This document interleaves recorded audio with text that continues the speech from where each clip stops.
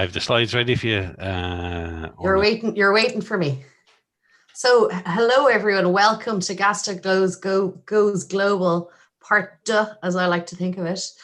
I'm just here to welcome you and go through a few housekeeping issues. First of all, it'd be great if you would introduce yourselves in the chat, tell us your name, where you're from, what the weather is like, what you're drinking. And community is really important to this event. So we've got a couple of different channels going on. There's a Twitter hashtag, Gasta Goes Global. There's a YouTube chat if you're watching on YouTube, and also contribute away in the chat box. If you could mute your mics when the speakers are speaking and unmute them to go Ahendo 3 Caharcudic, that would be great. We have a Menti on the go. I shared the link a bit earlier in the chat, but I'll share it again in a moment. 2 questions, and again, we're really interested in your views. And there'll be a very, very short breakout session towards the end. We have the fantastic Maya Thomas with us as well, who's a visual artist, and she's going to be capturing the entire event. So I'm very excited to see her what she produces, and we'll get a quick view of that towards the end.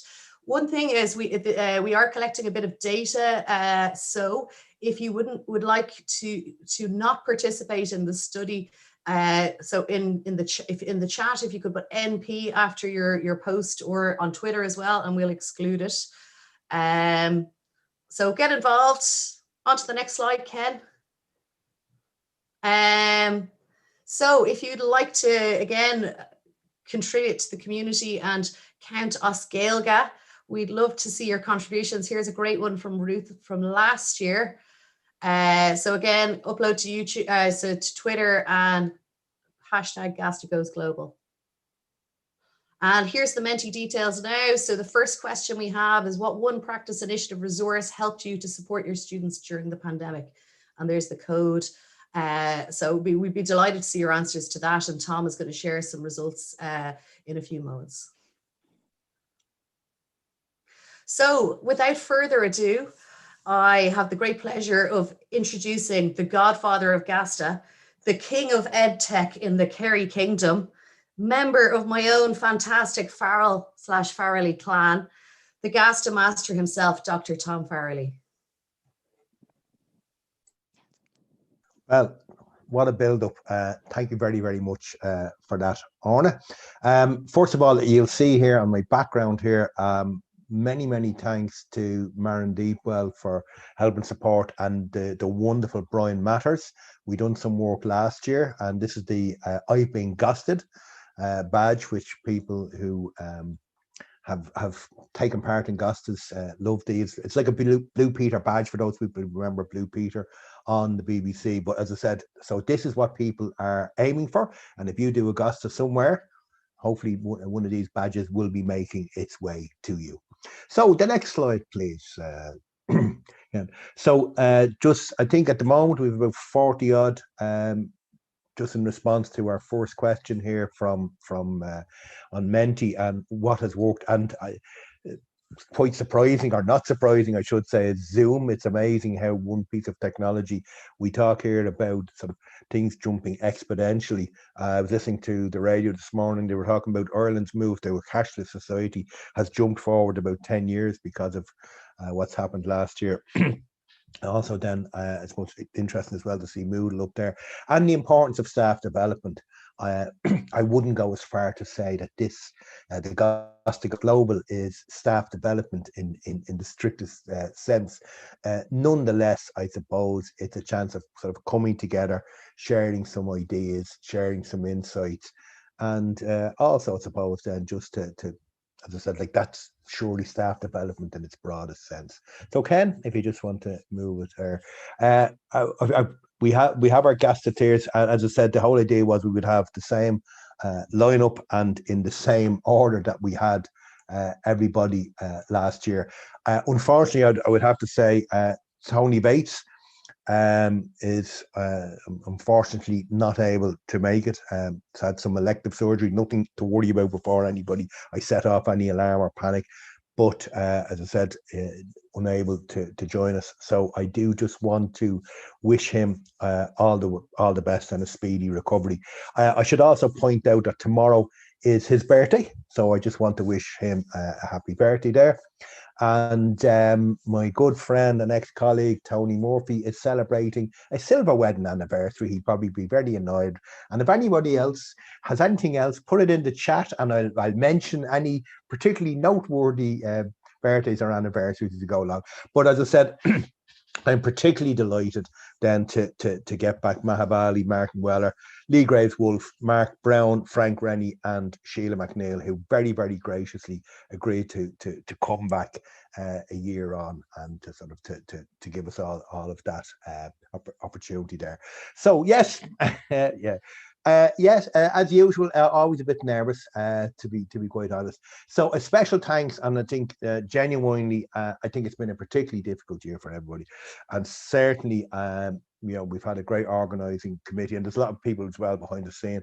But Orna Farrell, who introduced from Dublin City University, Dr. Sharon Flynn from the Irish Universities Association and NUI Galway.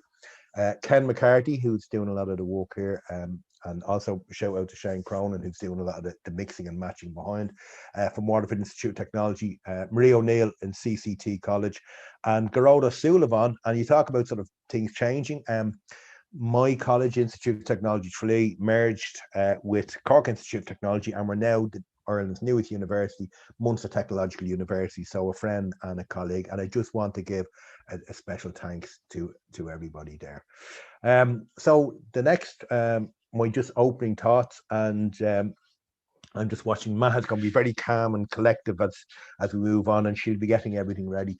I just wanted to just briefly sort of, why are we here? I suppose to remember, and I think, it's a fine line between coming together in a nice jovial way and also acknowledging what has happened and the millions of people who have lost their lives, and to reflect on that. And it has brought about enormous changes, and I think it would be wrong if we didn't at least acknowledge the impact that the pandemic has had in quality of life for people, mortality and morbidity figures throughout the world. I think then also specifically then in our world of education technology, we talk about things being a game changer, and it genuinely has been a complete and utter game changer in the stuff that we thought would never happen, the stuff that we thought would never be accepted or would take many years to be accepted. All of this has become the new reality. And I think some of the stuff has been really good, and I genuinely hope that we take a lot of stuff forward. But I think as we'll be looking later on, then later on in this session here, I think we'll also be looking forward and maybe some of the things we don't necessarily want to keep, and let's make sure that we keep the best of what has happened, I suppose. And I did just want to set it up. As Orna said, we're also this year keen to really get more people involved and participate. So really, get tweeting, be chatting in the chat functions there. Take photographs, get a bit of buzz going. But also then, as I said, that with the Mentimeter, we'll be doing a brief breakout rooms. I know sometimes people all jump out and break. It'll be literally 5 or 6 minutes just to gather up some stuff there. So I'm going to invite Maha to start bringing up her stuff and getting ready for the share. And I want everybody then to be doing the count. So I'll be counting in Irish. I'll be counting up there, and we all shout Gasta. And when Gasta, the clock will be running there like that. So so there's the camera there, and there's once again Ken, through the magic of learning how to tell time, he has set up a clock this year and a counter this year. So this is absolutely fine. So are we all ready now? We all shake out the arms and the shoulders. Come on, everybody. I can see you all there. Get them all. Are we all ready to go? And this is said. Okay, are we ready? Ahain. A do. A tree. A car. A cake. Gasta. Hi everyone, I'm going to be talking to you about care and service as resistance. Start off, Assalamu alaikum, which works any time of day, and Ramadan Kareem to those of us practicing Ramadan. I'm glad that this is happening after I've had a little bit of water and a little bit of food, because I was really tired before that. I hope you and your loved ones are safe and well and hopeful and vaccinated or close. And I say this, and it, as Tom was saying, it's really hard to say this because we know this is not always going to be the case anymore when we ask about something. These slides are open for commenting at bit.ly/gasta-Bali. So if you want to look at them later, when I'm not in a hurry to get through them all, you can go and do that. And hasn't it been a year of juggling for those of us who care? And see all these, has it been like this for you? Have you been juggling all that? And for some people, has it been like this for you? And then also what a difference a community makes when we're all juggling together. For me, these are the things that I've been juggling between my family and my students and my PLN online and my scholarship and my peers and my students and my elderly mother and mother-in-law and my child. And then upside down, sometimes I remember to think about myself occasionally. And Bell Hooks talks about how teachers who care, who serve their students, are usually at odds with the environments wherein we teach. And you may feel like that resonates a lot. And I was thinking recently about levels of care and intentional equity and how you can have care in the way you design your courses and your philosophy and your planning, but that's not always enough. You need to do it in your habitual practice in the classroom and in the way you respond to situations. And sometimes it has to be private with students, right? And there's also the importance of parity of participation, that you talk about doing unto students as they would have done unto them, not as we imagine they want us to do for them. And then the idea that a model of care will work for everyone is absurd, and humans varying their abilities to give and receive care. And that's become really clear to me in this pandemic. So, but what about a more systemic approach to care? Advocating for caring equitable policies institutionally and supporting others, forming allyships and speaking up in certain situations, and sometimes supporting others privately when you can't do it publicly. And the importance of thinking about equity work as a lifelong commitment. It's more like a marathon, not a sprint. You don't stop. And think about how you can completely remove doors rather than just open them, because when you open them, someone else might close them. Think about what happens when we have equity in our systems, but no caring people to implement them. It becomes lip service and tokenism, even though it seems systemic, but it ends up being diversity theory. And think about when you have care in situations where there is no equity, it becomes selective and effective labor. It becomes like a Band-Aid. So justice needs care because justice requires the empathy of care in order to generate its principle.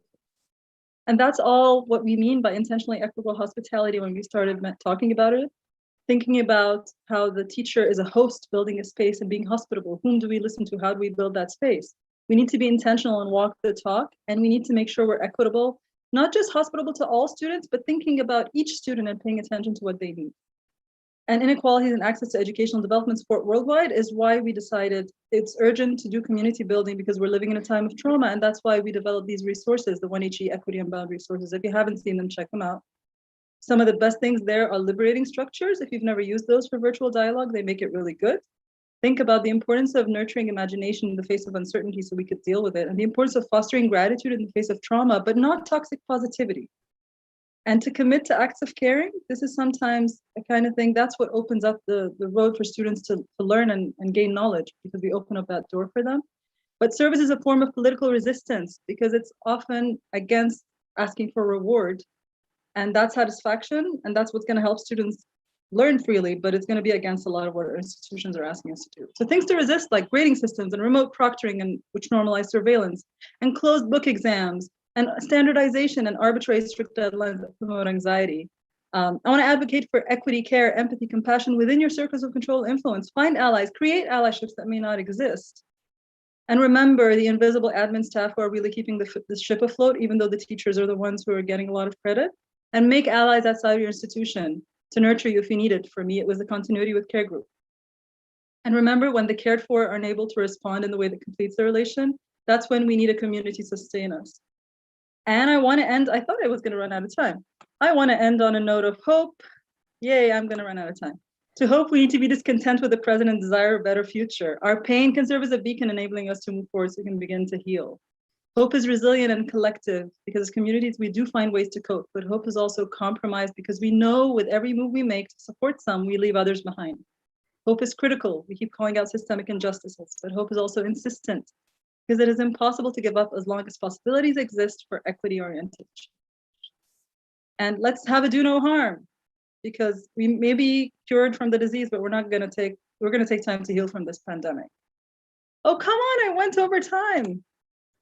I was transfixed there. I'm sorry. I was and it was so lovely. I'm sorry. I actually, my golden rule, and I should have counted you out. I'm sorry about that, but it was wonderful as always. I think that idea of care. The problem is now I'm going to now actually set the bar now. So Maha, you slipped in there, and your stuff as always is wonderful.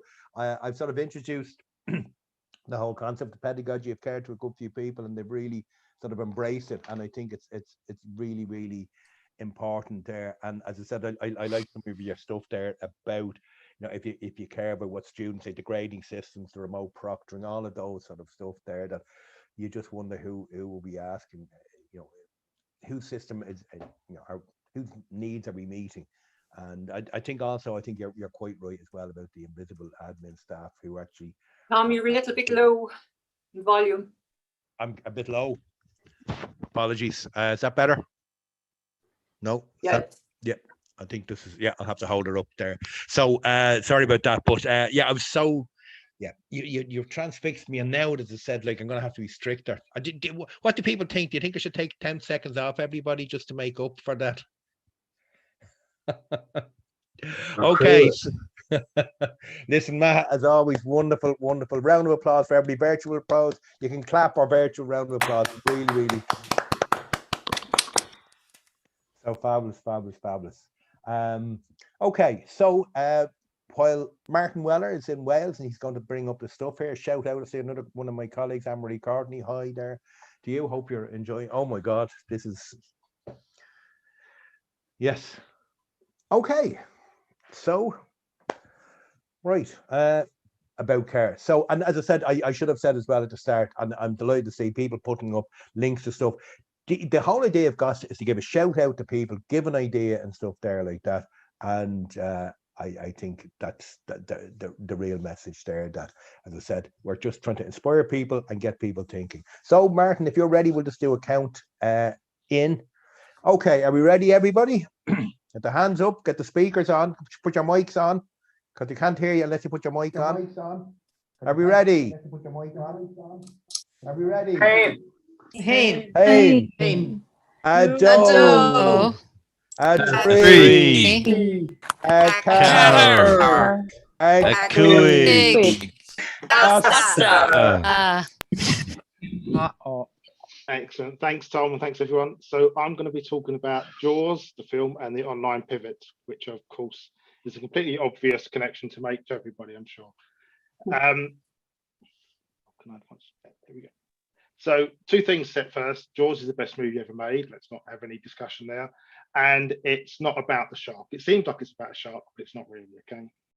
So there may be some people who are younger than me, I refuse to believe it, who haven't seen Jaws. I won't go through the entire film, but just so you know, it's a 75 Spielberg film, really set the sort of template for the blockbuster movie. It's set in 2 acts, really. First, act 1, shark turns up, eats people, not good.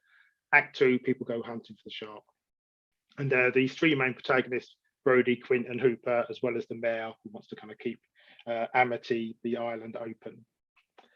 So there's, like all kind of great works of art, there are many interpretations that you can put onto it, and that doesn't necessarily mean that's what Spielberg intended by it, but you can put your own interpretations on it. So these are some of the ones that I've read, that it's a representation of the patriarchal myth with the shark sort of replacing the Medusa. It's a critique of capitalism because they're kind of desperate to keep businesses open, with the shark coming out there and attacking people, and lives are less important than money. Or it's a thing about the atomic bomb and angst around that. And this person makes the point that actually it doesn't really matter. The point is the variety of these things. So the shark can represent anything you want it to represent, and a number of anxieties. So really, that's just my excuse for taking it as a metaphor and twisting it in a very torturous way to come up with the online pivot. So in my analogy, the shark is the virus, obviously. And that exposed, when the shark comes along in the film, it exposes a number of kind of existing frailties So, for instance, Amity is reliant on summer dollars, and if it doesn't have its 4th of July, that whole year goes down. And I think you can see some kind of analogy there with how, for instance, many universities were reliant on overseas students coming to them. And also in the film, you see lots of issues around minor corruption, class, incompetence, distrust of outsiders, and precarious employment, which kind of, the shark exposes all these frailties. And in my Gasta last year, I talked about how the virus exposed a lot of these things. So the mayor famously says those beaches will be open on the 4th of July. And I think that was kind of the attitude lots of people in higher education had, those campuses will be open. But these two quotes are from the Hooper, the shark expert. And that was similar, I think, to students in a way. You can't help but spread the virus when students come on campus. The very things students do are an ideal breeding ground for the virus. You either kill it, which is vaccinations, or you cut off its food supply, or close down campuses, which is where they came to in the end. So my interpretation of the film is it represents 3 aspects of masculinity, each represented by one of the main characters. So we've got Brody's the family man, Hooper's the intellectual, and Quint is kind of machismo. And you can see these also as in a kind of Freudian analysis. So in the online pivot, each of these represents a group in education. So Brody represents the learners, people we care for. Hooper represents the educators. Quint is commerce. And they go out this fishing trip, and who's going to return from the fishing trip alive? So this is our kind of post-pandemic scenario. I think we've got learners, educators, and commerce in this delicate sort of balance at the moment. And along comes the pandemic, causing that to collapse. And I think there are 3 options here for us. So we have learners and educators come back alive out of this fishing trip in a kind of respectful, understanding what higher education is about mode, like much higher education used to be. Learners and commerce come together and they decide, actually, we didn't get a very good return on investment from universities, and actually we'll just go to kind of commercial providers. Or educators and commerce come together with third-party providers and platforms and things, and really just view learners as customers. So I think these are the kind of potential outcomes that the virus brings into play. And luckily, we have the perfect tagline that Jaws 2 gives us as well. So, which was just when you thought it was safe to go back in the water, just when you thought it was safe to go back on campus, there may be another pandemic comes along. And if it's not a pandemic, then there'll be another crisis. And I think we need to think about those longer term impacts and what are those relationships between those 3 people. And lastly, so if you really like bad metaphors like that really have no connection to education technology, that are twisted, tortuous, then I've got a book coming out next year, Metaphors of EdTech, hopefully, which will be open access, Athabasca, like 25 years of EdTech.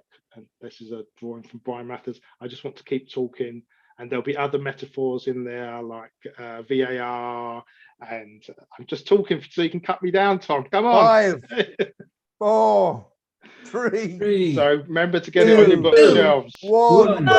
Gasta. Sorry about that. Yes, thank you very much. I was so nice, and I was kind of debating there, and I should have said to everybody, yes, we will do the counting. We'll do the counting again, but this time we'll do it in English, and just to say start or stop. But listen, I'm looking forward to that here. I just have something here.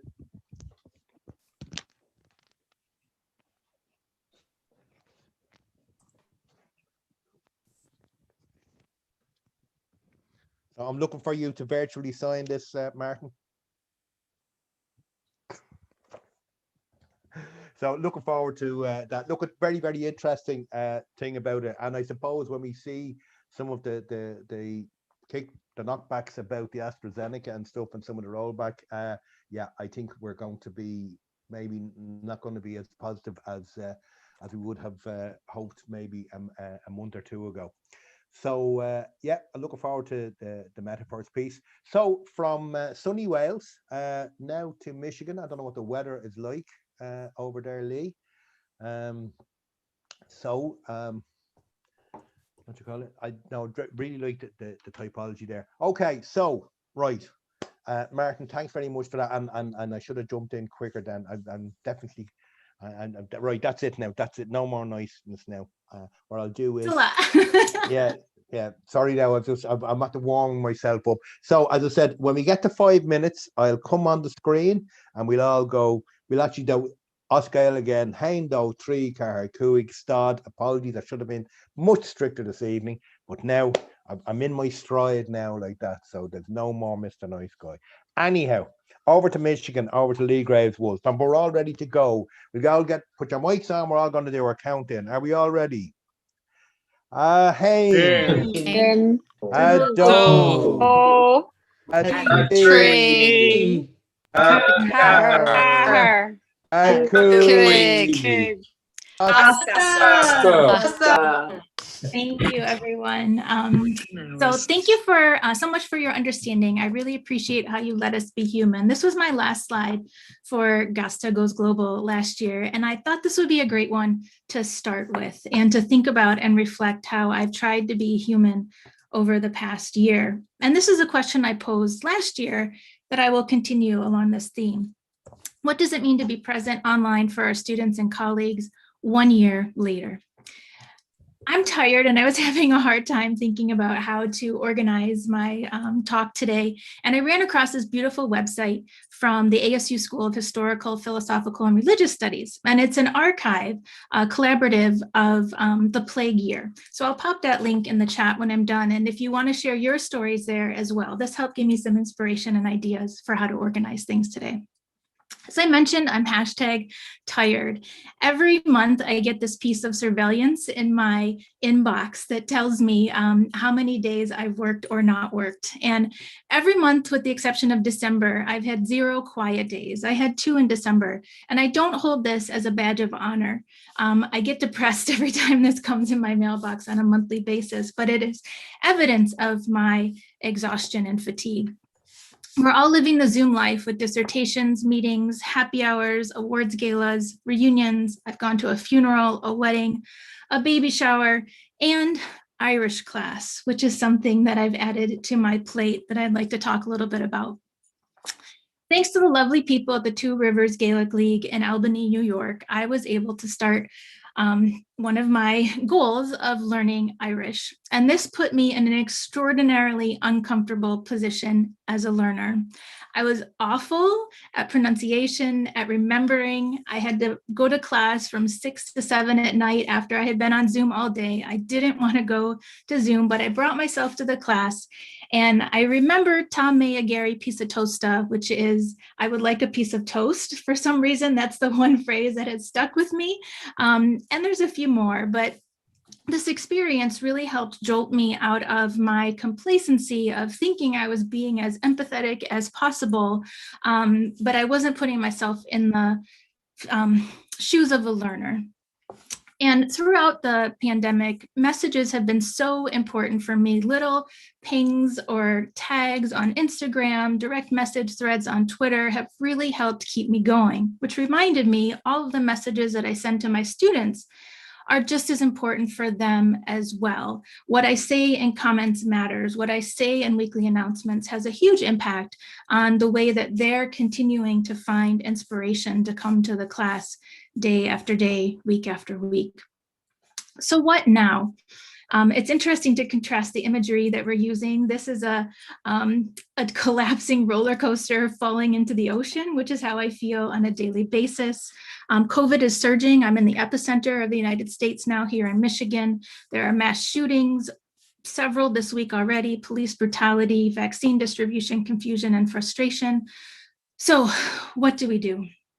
A few weeks ago, I read this book to my class. It's a lovely little book called So Few of Me by Peter Reynolds.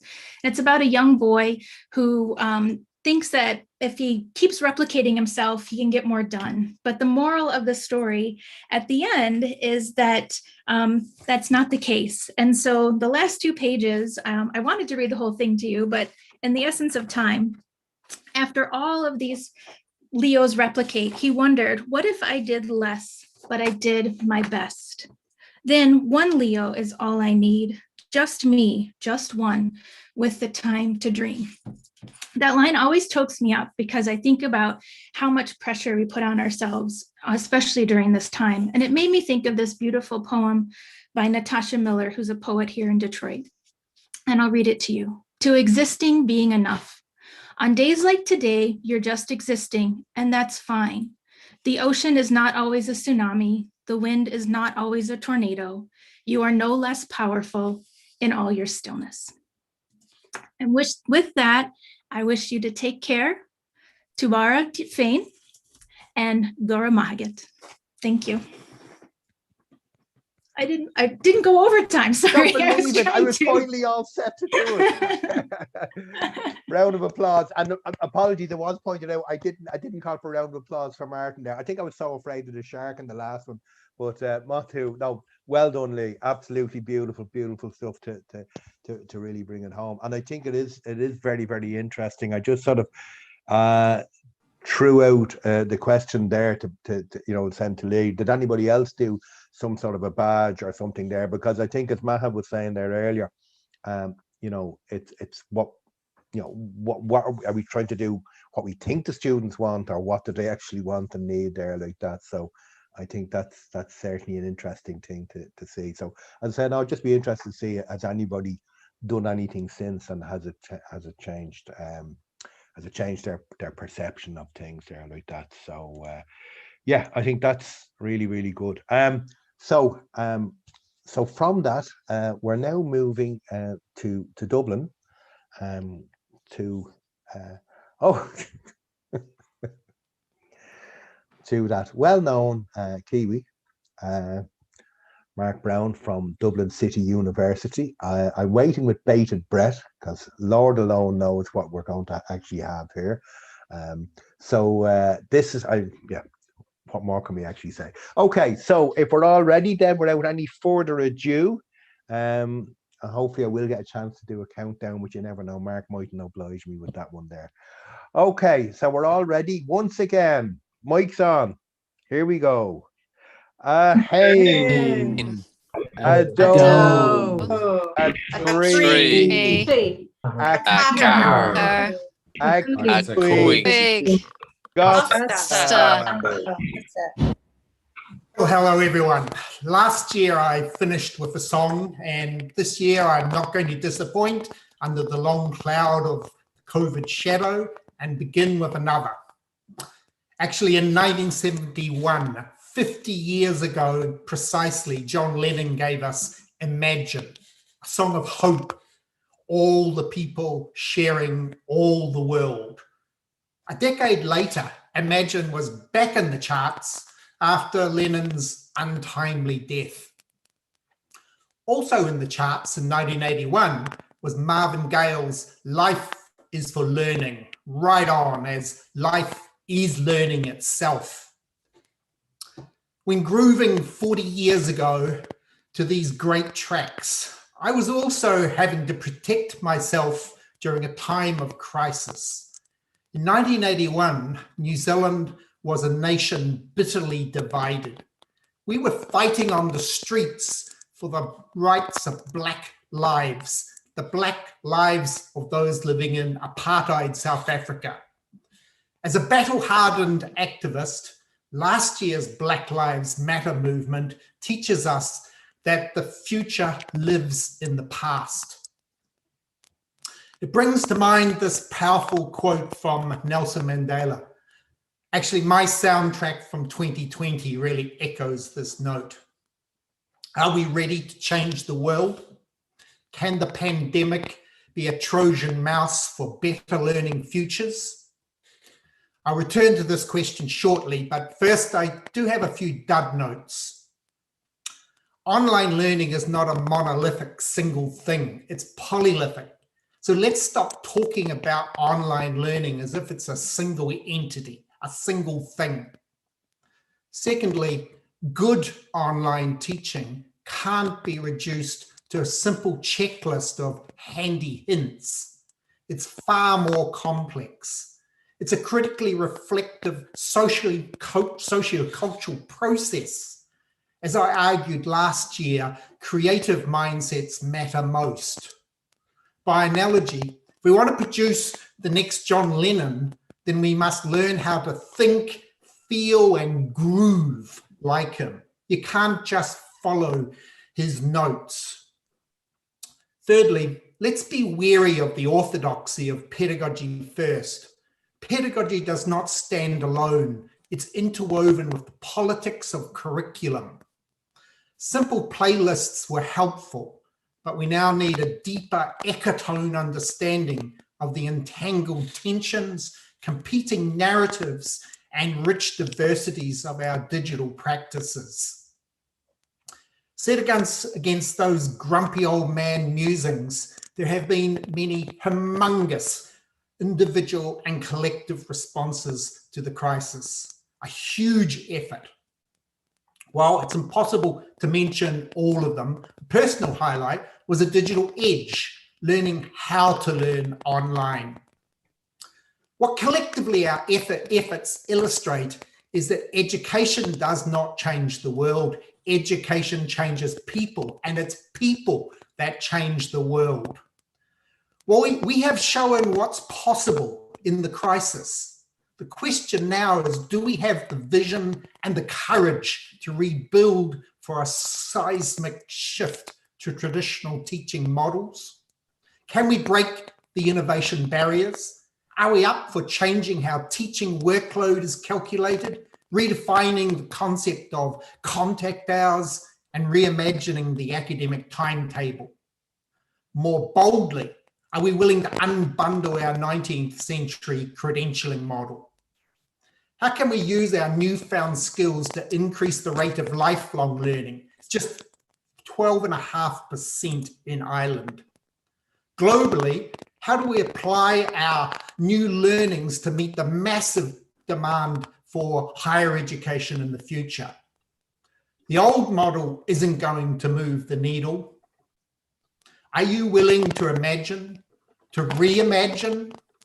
Last year showed that we can do more than just dream. As Marvin Gaye once said, let's get it on. And you want me to sing now? Because I'm very happy to do so. Well done, well done, well done. No, perfect timing. I knew it would be there.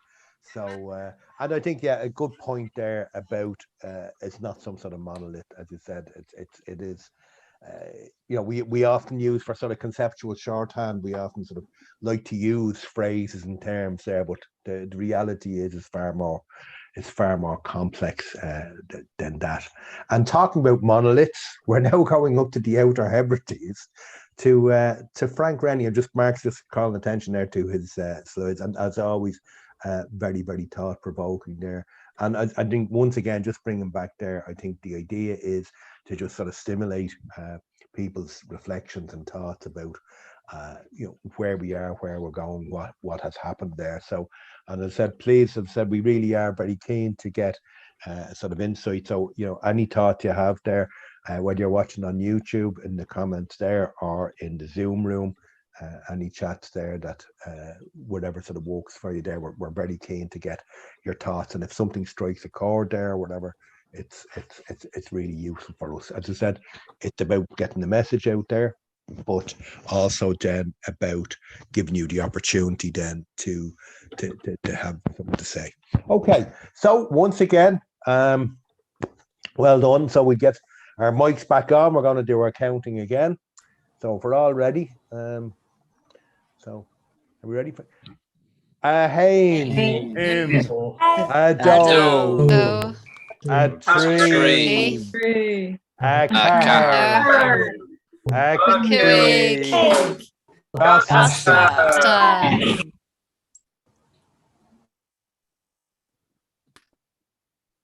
So yeah, good afternoon, good evening, good morning, all these people. It's hard to know how to follow this because there have been some excellent, profound comments already. But what really strikes me is that, you know, going back to where we were in the start, the idea of this is often looked at the footprint of UHI, and what would be called the local university, basically. So people say it's the size of Belgium, but it's actually much bigger, because the size of Belgium is the size of the Highland region. We have 13 different campuses scattered across the whole area. And if you transpose that onto a map of England, you can see the scale of this here. So it isn't just a thing we can pop down the road for us in terms of actually looking at the wider issues. But it struck me as it's really interesting in this time of we're all encouraged to be inclusive and to look at gender and culture and religion and whatnot. It's taken a pandemic to actually encourage us to think about geographical inclusiveness and how that goes across there. UHI has got a whole range of things that does things, you know, as a matter of course. And the idea of bringing in the challenge of the pandemic means that, you know, what it's meant to me is I don't commute any longer. I do what I do without having to leave the house. That's good and it's bad. There's a whole variety of different things as it goes through. But in terms of actually what that means is the flexibility that increases for everyone. All of a sudden, it wasn't just a few people in a few areas that were doing this. The idea of the being able to do this anytime, all the time, from different places, involving different groups of people, like ourselves, for example. We've now come out of our silos, and it's not just things that are happening in different departments and different faculties and different universities. It's now much more amorphous, much more broader. Different resources that are brought to this thing. And of course, it's not just teaching, it's admin as well. But what strikes me is that we're still trying to use a 21st century technology with 19th century manners, 19th century practices. Things like data protection coming through GDPR. We have no idea what other channels students are using to learn. So while we're busy encouraging them to go behind a firewall because it's safe, they're busy Facebooking and YouTubing and goodness knows what else. And what we're looking at is a perpetuation of the digital hegemony that was looked upon in terms of the land ownership in the past. What I'm seeing now is that there's a whole area of developing openness. People are looking at, we also had an Edge blog that created by students over this period, where people were encouraged to share ideas and articles, contribute about what it's like to be living at the edge. We've had a big cyber attack in the university just recently. We're looking at how this has changed working practices for students and for staff, to the extent we're looking at, you know, what do we do when people actually eventually go back to campuses? Do we need the same space? How has that changed? We've learned that bandwidth is not bandwidth everywhere else. We didn't call it broadband. We didn't call it, you know, broadband until we realized we had narrowband at the end of the farm gate and these things through there. So there's a whole variety of ways of looking at these things, new ethics for how we discuss these things. I know that some of you have been discussing these things on social media and Twitter, the right to anonymity, the right to be able to do video conference with your camera off, the right to actually withhold your data from different places. If you're looking at ways in which these things have changed, they've now changed in a way that would not have happened without the pandemic.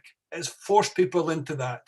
I'm seeing people now that have been dragged kicking and screaming that said they were never going to go online, that now no longer want to go back into the campus workforce. So we're looking at a huge variation in the ability of people, both technically and psychologically, to get engaged with these things. I think we're at a point of major change. I don't think you should conflate COVID with the onlineness. Somebody once said it was like teaching people to swim after the flood has arrived. So if you're looking at the Band-Aid that's been produced now that people have used to teach online because of the COVID pandemic, isn't necessarily the Rolls-Royce, the deluxe version that we create. Where do we go next? Do we go back to face-to-face? Do we go back to hegemony? Do we go back to an area? I think the universities have to learn. I think the universities now have to go back to a place there. And the digital genie is not going to go back. Three. Hey. Well done, Frank. Well done. Yeah, and once again, sort of another thing about the imagery there. I suppose like the genie is not going back into the bottle there. So yeah, you got it in well there at the end. So once again, brilliant. So as I said, what was I going to say? So as I said there, unfortunately, Tony's not able to join us. So we're finishing up, and they said that sounds terrible. I say we're going to finish up with Sheila. Sheila. Yeah, so when I said no, we were anyway. I'm getting even more nervous there. Anyway, so we're going to finish up with Sheila MacNeill, but as I said, then we're also going to be then giving a feedback from some of the people who've been watching the chat and watching the stuff there like that. Then briefly on the breakout room, because I said we really want. I mean, I think our presenters have all given you a lot of stuff to think about, so we're just trying to inspire people to think and talk about. So it's very much said about your participation as well. Once again, Frank, thanks very much for that. So Sheila, if you want to start bringing up. Yeah, right, I'll just do it now. Frank, stop sharing. So yeah, just give me, oh, hang on. I just don't think I've got my screen sharing there. Hang on a second. I can't seem to see my slides. No, fine now. So I mean, what we'll also be doing, I suppose, we'll be directing people to any of our presenters, to their websites, to the resources there, and that they've shared any links that they want us to draw attention to. We will be making all of that available, because as I said, we really are trying to get a sort of longer impact in terms of the Gasta. As I said, it's a shout out, it's a chance to throw out some ideas there like that. Okay, so our last Gasta tier for this evening, but as I said, there's still plenty to do before we finish up for the evening. So, great pleasure there. So for Sheila MacNeill, and we all start off our final count of the evening. Are we ready? Hey. A do. A three. A Catter. A cooey. That is still such a scary countdown, even though it's set online. So thanks everybody, and thanks to all my fellow presenters. You've all been brilliant. I guess like everyone else, I can't quite believe it's been a year since we did this the first time, and I think over the past year my concept of time has changed quite a bit. I think time's always quite a tricky construct anyway. But you know, so many of the conventional markers of time have changed, or have been taken away from us, or have been become more abstract in a way. So some days seem to have felt like weeks, weeks seem to have felt like months, and some months seem to have felt like years. And yes, January, I'm talking about you. Like Leigh said, I think one of the big differences between this year and last year, I think everyone was quite excited about all the things we were doing. I was quite giddy with that excitement. I'm tired. I'm really tired. I'm tired of being locked down. I'm tired of always being online. I'm tired of missing physical and spaces and places, and I'm tired of missing people. So what now? This is a question I asked last year, and I think it's worth asking again this year. And in fact, I'm using the same slides as I used last year. Repurposing maybe, but I think when I was reflecting that there were a lot of things that I still wanted to talk about. So it's same pictures, but hopefully a different context. So last year when I showed this quote, it seemed to go down quite well. And it seemed to be last year that we really were doing the unthinkable. We were in the midst of that. We were doing the undoable. A year on, I think some of the things that we perhaps thought were undoable are a bit like water off a duck's back now. But now, a year later, with the promise of vaccinations, what are we actually thinking about now in terms of the undoable? Or have we done it all? Are we content with what we've done? What things are still unthinkable? What are we not doing? And if we have the time and space and a moment to step back, have we actually effed it all up? Being a step removed from an institution, it did appear to me over times in the past year that there was quite a lot of running to stand still. And I don't mean to take away anything that people did over the past year. A lot of people did a huge amount of work. But did some of the promise of, going back to normal, being back on campus, did that blind us from some of the challenges of some of the unthinkable things that maybe we needed to think about, particularly when we brought students back to campus last September? I think it's fair to say for some of those students, we did F things up for them, and quite badly. And maybe we should have been a bit more honest about that and said, no, you can't come back to campus at all. But I don't think it was the learning and teaching that was actually the issue, because I think, you know, the feedback we were getting around about that is students have been fairly positive about that support and learning to teaching that they've had over the past year. It was that wider student experience of being independent, being away from home, that was difficult. And to be honest, there wasn't really a huge amount that we could do about lots of those things.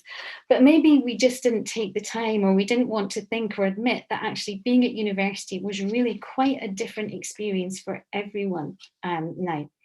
So I think, on reflection, although it felt like everything changed last year, it now also feels that actually we didn't change that much at all. We just did what we've always done, but maybe from different locations and in different spaces. Now, technology undoubtedly has played a major role over the past year.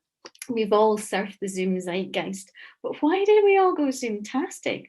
Why was it so easy to play down some of the security issues, the Zoom bombing, the Zoom gaze that forces a certain kind of behaviour that lends itself to command and control, some of the things that Autumn Keynes has highlighted in her blog posts? I suppose it's easy to use, but only if you have the device and the data to access it. And like so many technologies, maybe it was just a case of being in the right place at the right time with the right freemium model. So last year I talked about spotlighting and that kind of observational bias, and we just tend to look where there is a light to find things.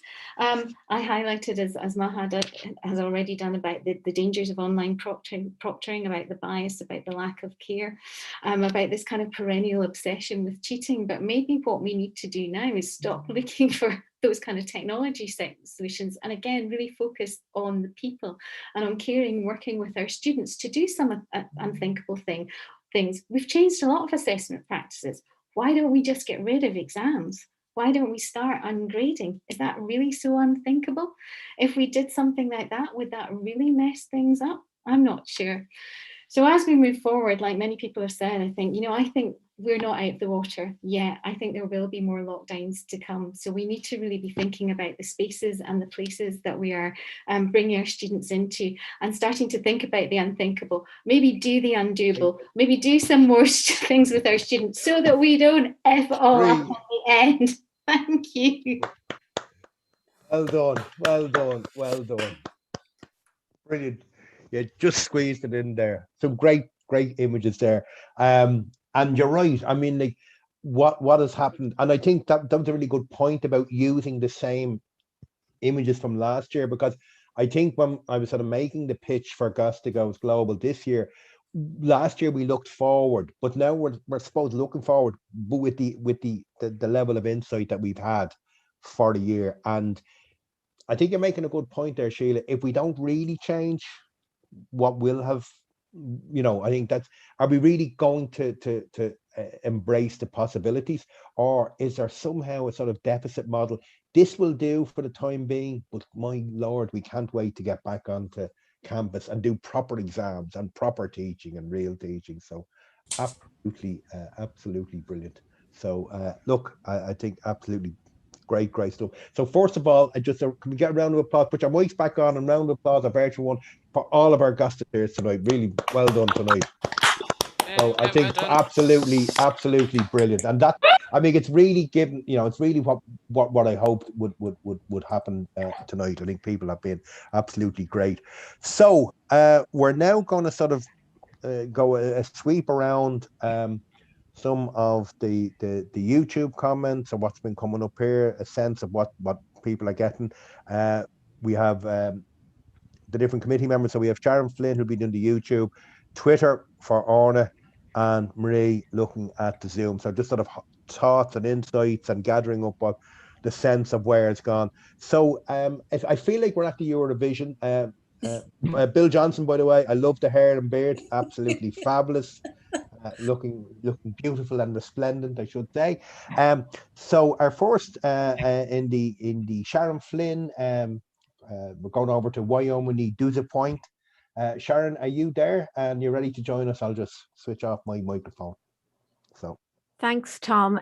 Yeah, we've had a small but select group over on YouTube, and the comments are still coming in. I think at one stage we had 49, there's 44 there just now. And, a really nice group of people. We had Brendan, we had Fiona, who had her snacks with her. We have Laurie, Mary, Nolene, Ruth, Hazel, Tanya, Gronia, Paul, Tracy, Niall, lots and lots of people here. one thing is that there were a couple of people who commented that they were really grateful to have the live stream because a couple of people were late, and I think somebody, was it Tanya, got thrown out of the Zoom session early on and couldn't rejoin. So so they were really pleased that they had the live stream to be able to join. So in terms of comments, I think yeah, there's some really nice comments coming in just at the moment, which I'll maybe start with. All the speakers, all the talks have been so good, and thank you to all the speakers, lots of applause. Emphasis on people and care. This is a comment from Mary Loftus. Mediated through technology is very timely this evening, and I agree with that. So thank you. All fantastic.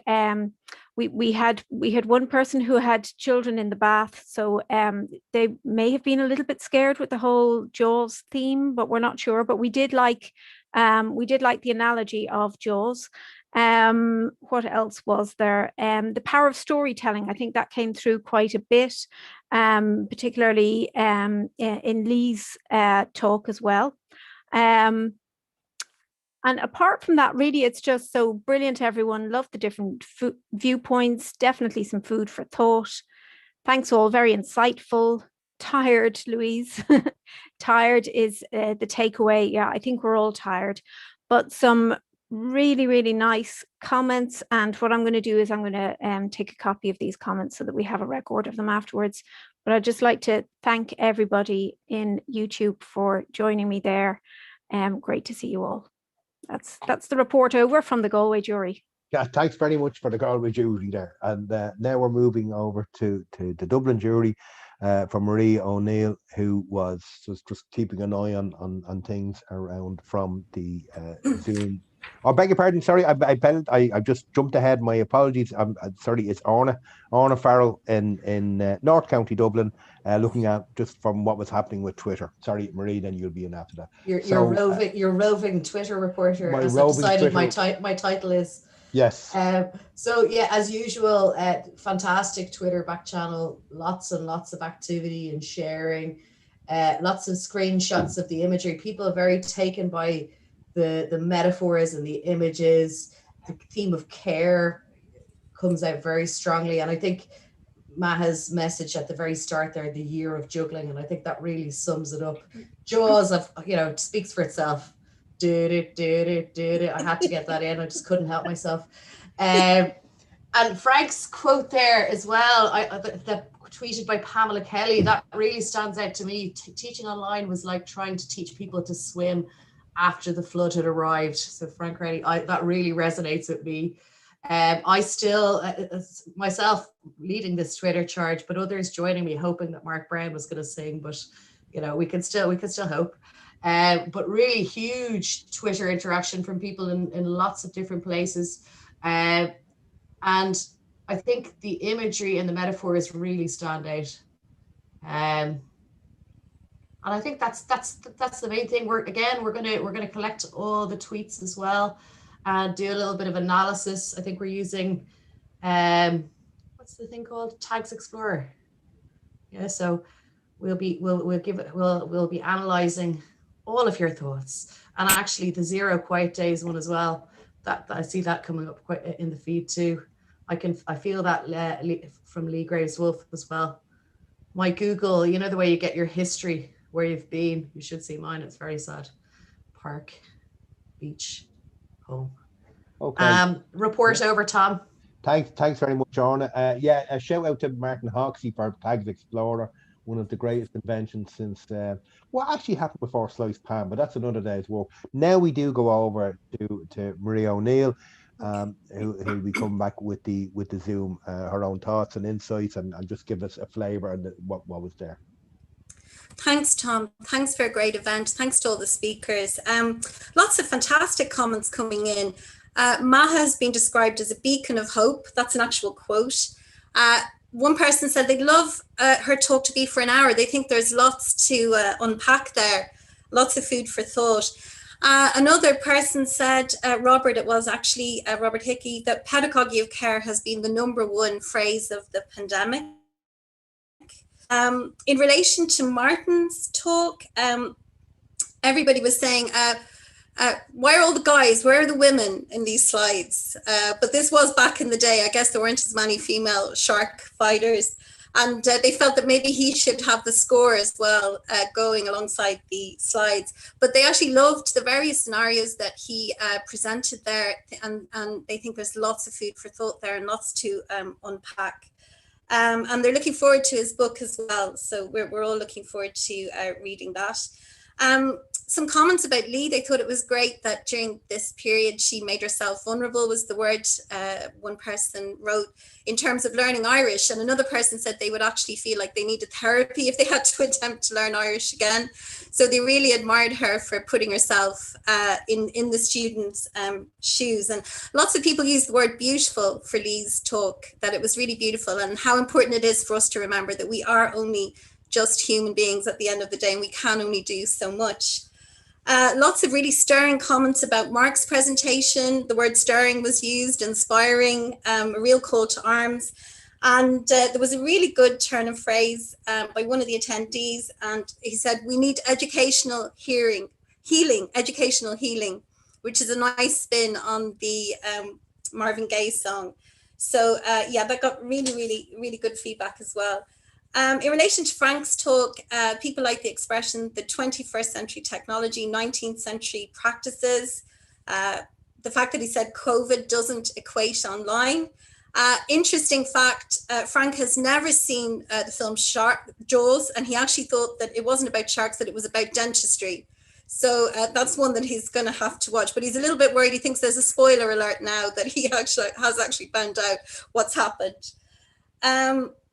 Sheila, some comments that they kind of like the philosophical thoughts that she was putting out there about what is the campus space going to be like.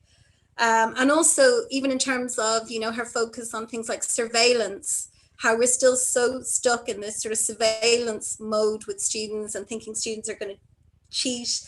And some comments from the attendees asking, you know, when are we going to get over this obsession with exams? But the general vibe in the chat, Tom, was that, you know, people are really eager for a change, and that we're hoping some of these things like surveillance, like the focus on exams, that we do reimagine and reinvent education going forward after all of this. So that's it from the Dublin jury. Excellent. Thank you very, very much, Marie. Some really, really interesting stuff. And it's nice to see that people are really taking that to heart there. So as I said, we talked about gathering some of the stuff, and it's important to just tell people that on foot of this, we're interested in a sort of longer footprint out of the Gasta Goes Global. So we're putting together a press book with short chapters from all the Gasta-tiers, from a number of invited students, and from the people on the organising committee, just sort of writing up our own thoughts and reflections. So as I said, it'll be done on Pressbook, which is obviously open access, openly available. So it's a chance to try and capture, but also then try and capture the sense of what people are talking about through, as I said, in the various forums and stuff. Because as I said, I think it does ask us to think about what we do get obsessed about. And as I said, that whole idea, I think particularly around exams and proctoring and making stuff as rigorous and real as possible and as close to that, I think is a real call to arms. And for me, if not now, then when, in terms of genuinely trying to think about and embrace change. And talking about that, as I said, we're now going to sort of take a bit of a break there. Well, not a break, but going to breakout rooms. We have posed a few questions. So I'm going to hand over to Garode, who's just going to explain what's going to happen. And as I said, so everything that we're gathering up, everything that happens tonight, we're going to be trying to capture this, as I said, in the press book. So if Garode is there, he's just going to, Can you hear me okay? Perfect. Yeah. Okay. Hi, folks, and greetings from MTU Cork campus. I hope everyone is having fun. So we've heard about all the activity on YouTube and Twitter and Zoom, but now, as Tom says, we're going to pose some questions to you directly and give you the chance to actually talk to each other. So we're going to put you into a few breakout rooms. So don't don't go anywhere and don't groan like some of my students do. We're going to put you into a few breakout rooms and ask you to share your thoughts around 3 basic questions about the future. So what future? Well, I've glassed it in the questions as being post-COVID. So we're thinking about a hopefully not too distant future when COVID and the restrictions associated with COVID have retreated or have begun to retreat into history. So when the campuses reopen, for some people, this is what they've been calling getting back to normal. But for other people, I think particularly in the EdTech community, it's about looking towards a better normal, an improved normal, a different business as usual, informed by our experiences of remote teaching and learning. So my shorthand for all that anyway is post-COVID. So the questions relate to this hopefully not too distant future, and you can see them on your screen there. So basically it's a kind of a traffic light system. So what new thing will you start doing is green, what thing to keep doing is amber, and what to stop doing is red. So we're going to give it 5 minutes, I think. I think Ken has all the breakout rooms ready to go. And the one thing to bring with you, obviously, is the link as well, which I think maybe somebody has put into the chat there. Yeah. So Shane's just put in the link into the chat. So be sure to bring that with you. And the best of luck. We'll talk to you now in 5 minutes.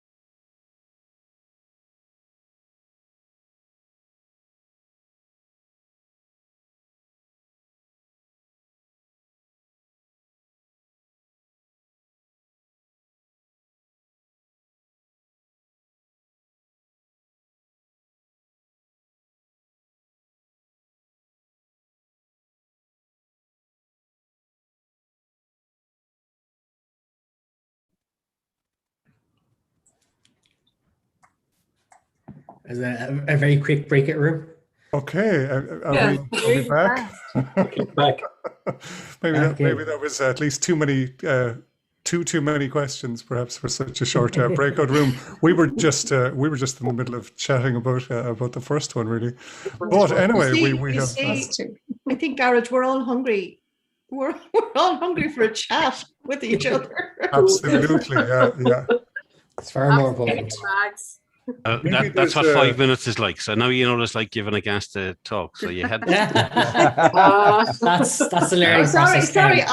Excuse me. I come from 2-minute land. I come from nano presentation land. Yeah, you actually had 5 minutes plus 1 in the breakout room. So you had a minute longer. All the difference. We had to get introductions across first, though.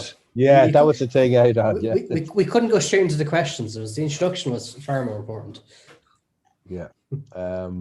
We have a bit of time, Tom, so I can I can share my screen. I'll let Garrod read through the answers. We can share. We hadn't planned on sharing the answers, but we have a little bit of time before Maya.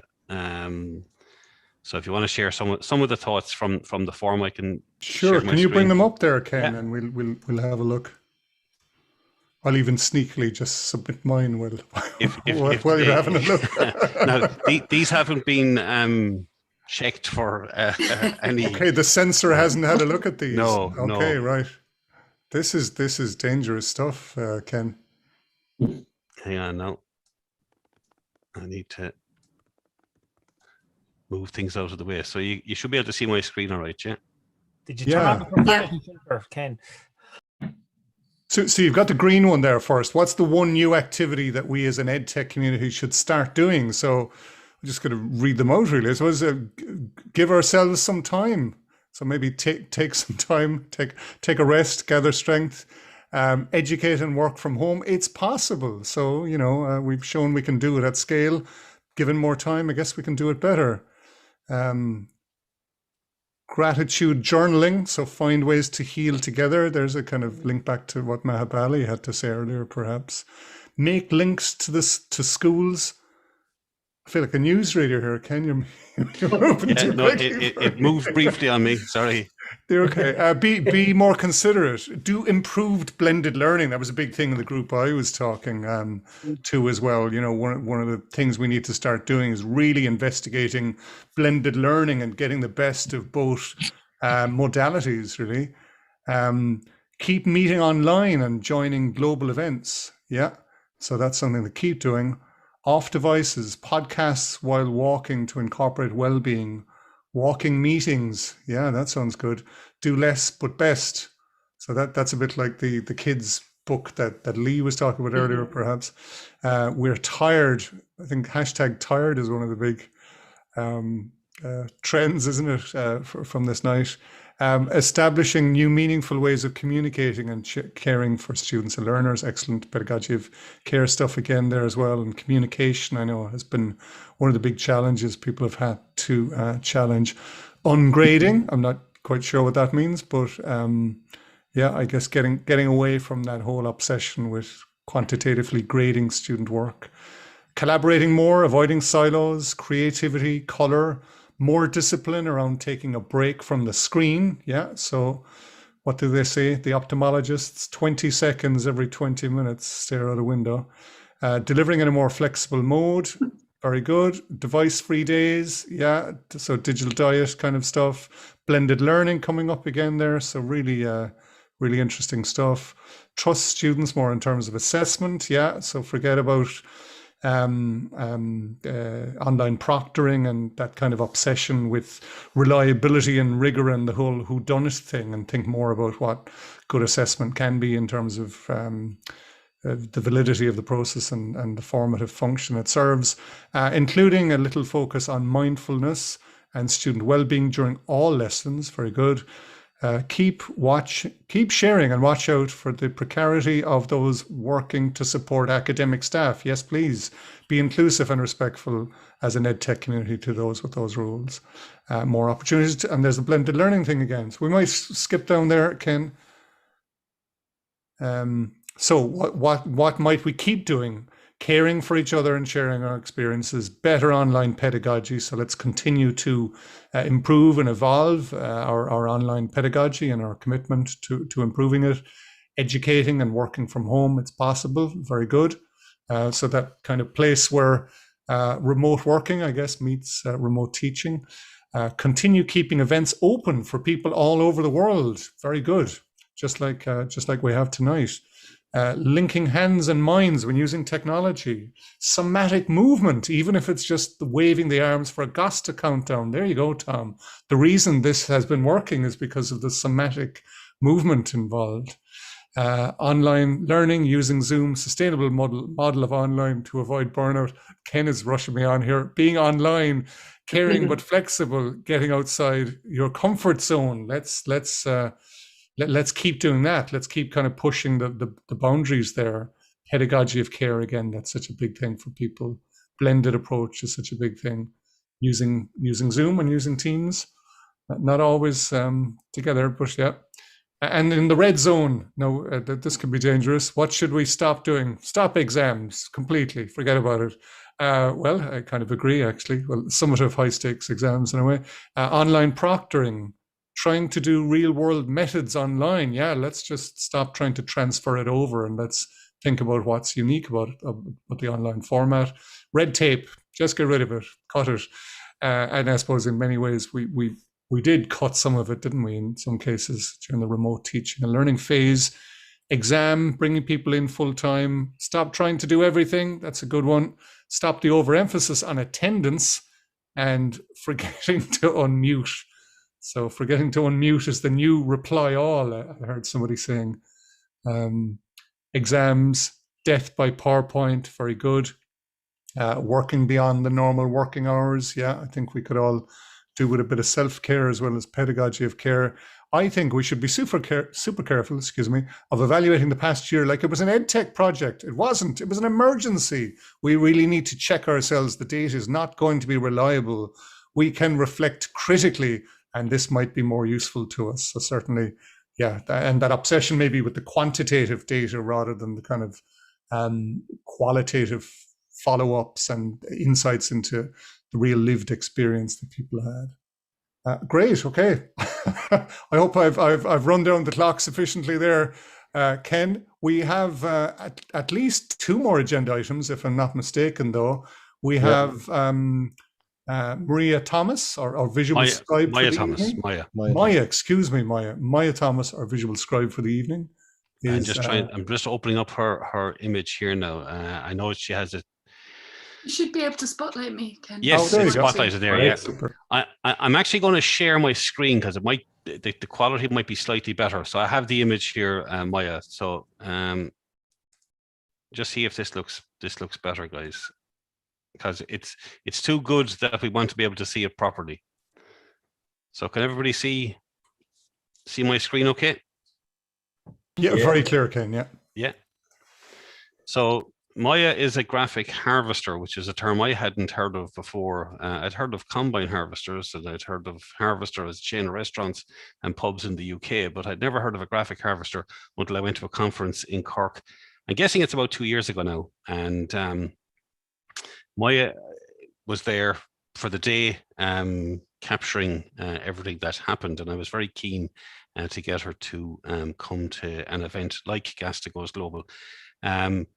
What I didn't probably warn her about at the time is that the event tonight was quite short, so she didn't quite have as much time as she might have during a full day. So I don't know if you can turn your mic on, Maya, and maybe you might want to talk us through some of the highlights, or yeah, absolutely. It's been really great, and like Ken said, it was a challenge to do in such a short time. It was a fun challenge to try and capture the key ideas and key themes for each of the speakers, and I feel like it was a really wide-ranging and rich conversation, like a lot of commentators have said, with lots of metaphors, which is always good for a graphic harvester because it gives me lots of things to draw. So yes, from sort of thinking about all these different types of care and how it's care and service are resistance, through linking COVID with jaws to how it is we could be human in this digital age. I think it was just really interesting to try and capture these different moments, and I hope I've done it justice. So just to go through again, thinking about education through the groovy tunes and musicality as well, and geographical inclusion struck me as an important thing. And I liked these ducks, and I wanted to draw these ducks as this: what is the water off the duck's back? That seemed unthinkable, and maybe what will feel like that later as well. Hope that captures what I've done. It's absolutely fantastic. Every time I look at it, I'm seeing a new little piece that I'm kind of saying, "Oh, I didn't see that the first time I looked at it," and I have no doubt that I'm going to be doing that on an ongoing basis. I still not quite sure what way you saw Tom, but look, we'll take that up. He's doing well because you see the inner beauty there as well, and In fairness, Tom, you do hide that inner beauty well. Very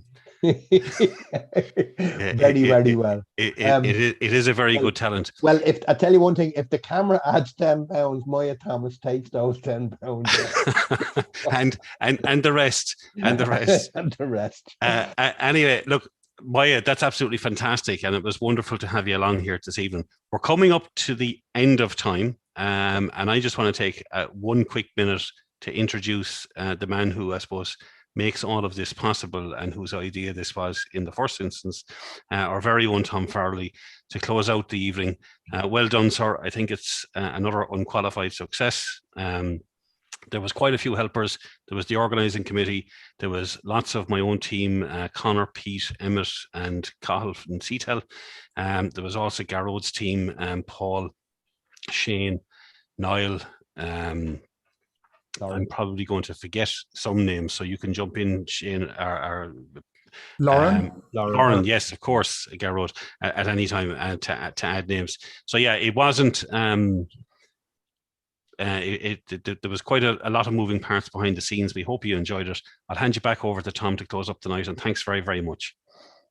Yeah, listen, and thanks very much for doing all that. Look, I think people have done an amazing job, and it's very easy for me to sort of sit here, roar and shout and stuff.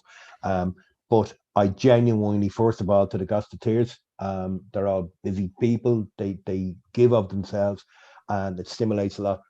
As I said, the organising committee, everybody in the TEL units in Cork and in Waterford, and as I said, for everybody here for joining in. It really is about, as I said, acknowledging. And I mean, there's so many things have chimed with me tonight, but I mean, that thing about Sheila, we're all tired of it there like that. And as I said, in some ways, yes, the whole ed tech world has leapt forward to an amazing extent, but I think it has come at a price, certainly in as I've mentioned earlier, in terms of the lost lives, but in terms of just our experience of what we do. I think if we don't genuinely grasp the opportunity, I think we will have really, really lost something. As I said, I won't go on, but as I said, that idea of not just substitution, but genuinely sort of, to really reimagine a new future. We've had a hell of a year. And I think, at least when we're imagining now, I think we'll see what can we take away. But above all else, and I keep, a lot of people sort of, it chimes there, but that thing there about caring for each other, caring for our students. This is, let's not pretend this is normal. So I'll just finish up with, stay safe, everybody. Mind yourselves, everybody. And thanks again. Good of me and Maha. Thanks, Tom. And I've just put in